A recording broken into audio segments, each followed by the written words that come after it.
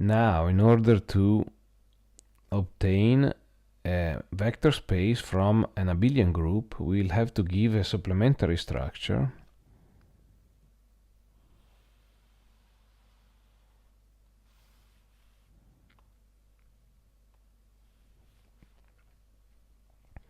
So this supplementary structure involves a new set, which we will call K.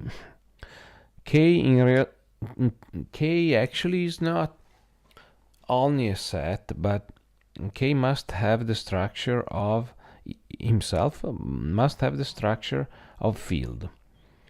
A field is something which I'm not going to define in detail. I will just say that is just a set with two structures. One is additive, another one is multiplicative. They are both inner structures. Therefore, take a pair of elements of K and give elements of K as a result.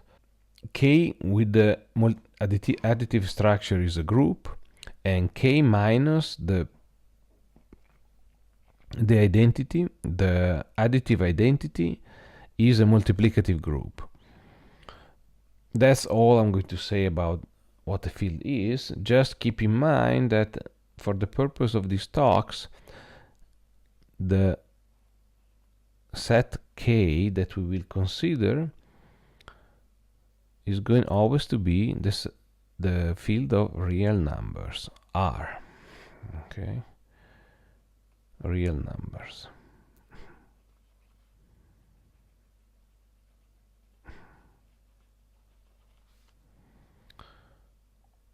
Okay.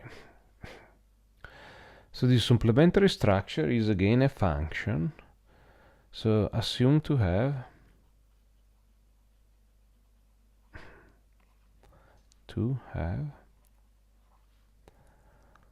a function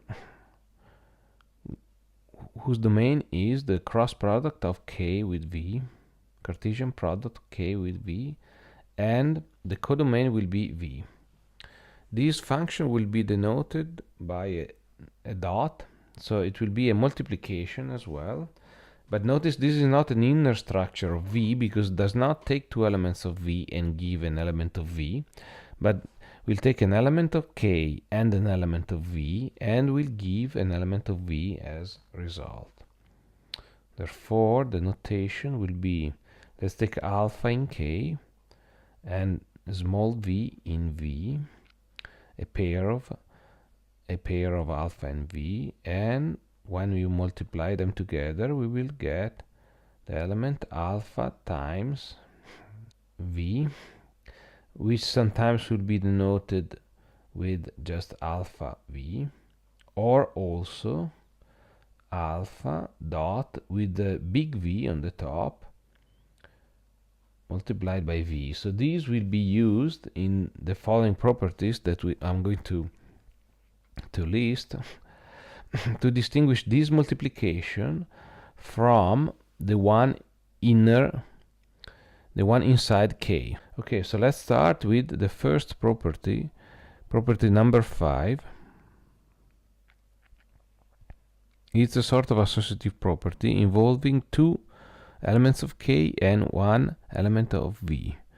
Therefore, let's start from this element of K given by alpha times beta, multiplication in K, of course, two elements of K, multiplied on the right by V.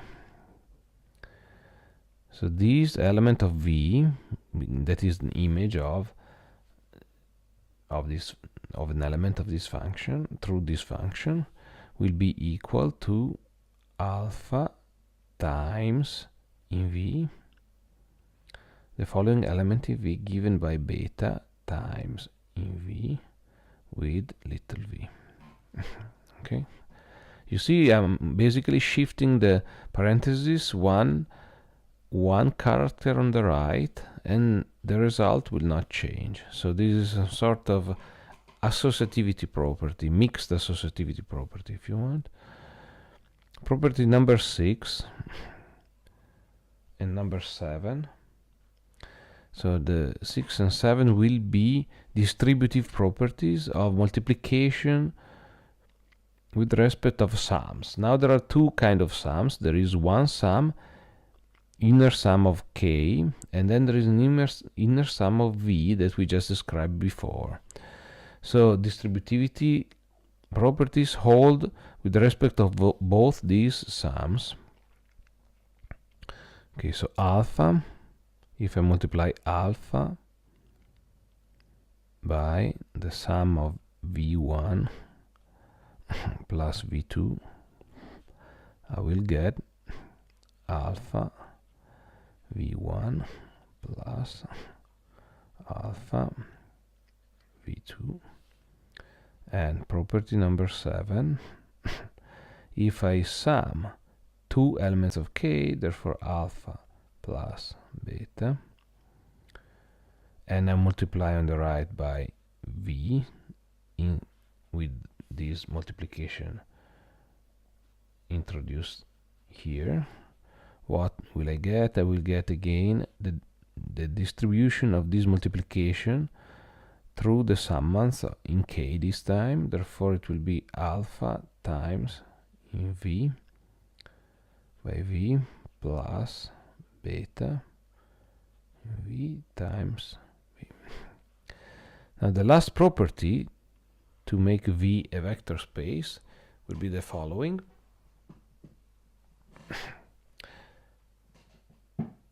So if we take the multiplicative identity element in k, so k has two operations for which k is a group.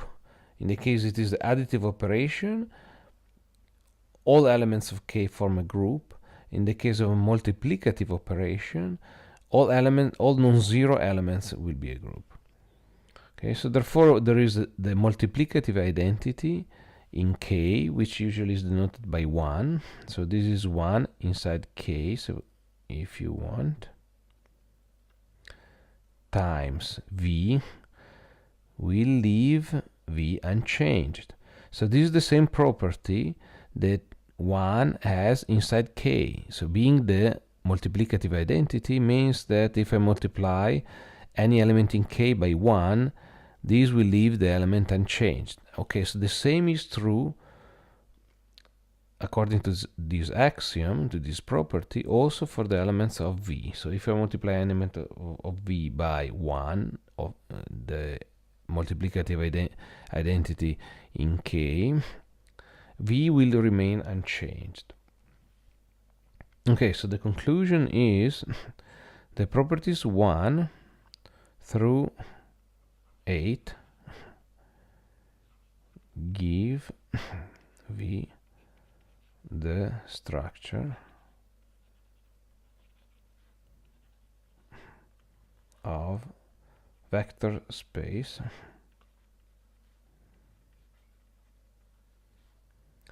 over the field k.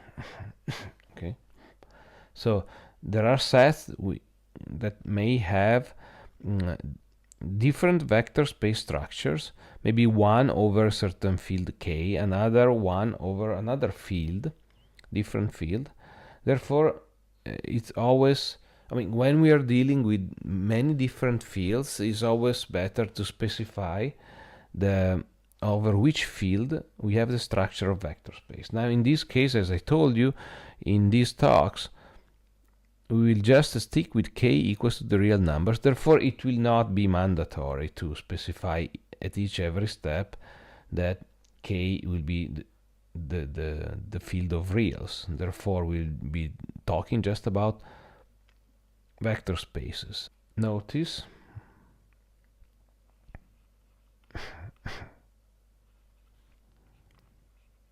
that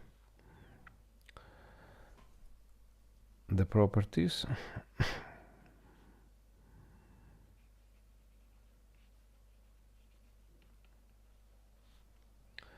imply the following.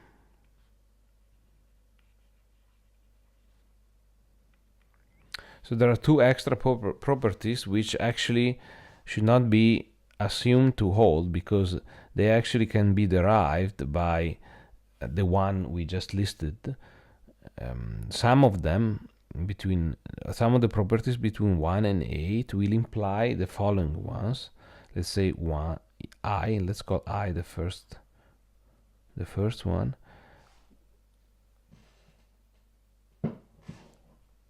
So if we take the 0 element in K, which is the identity with the respect of sum, the sum structure in K, so it is denoted by 0. So 0 in K multiplied on the right by any element V will give the 0 element in V. Now, of course, this multiplication has to be in V because it is the image of this map, which is in V. And the statement here is that it is the additive identity in V with the respect of the additive structure that we described before. Okay, so this is the first further property following from the ones we stated before. And then the second one is that if we take the opposite of the multiplicative identity in K, so this is the opposite element of this inside K. Okay, so the opposite of 1 in K multiplied on the right by any element in V will give what? The opposite of the element V in V. Okay, so this is the opposite through the structure, the additive structure of V.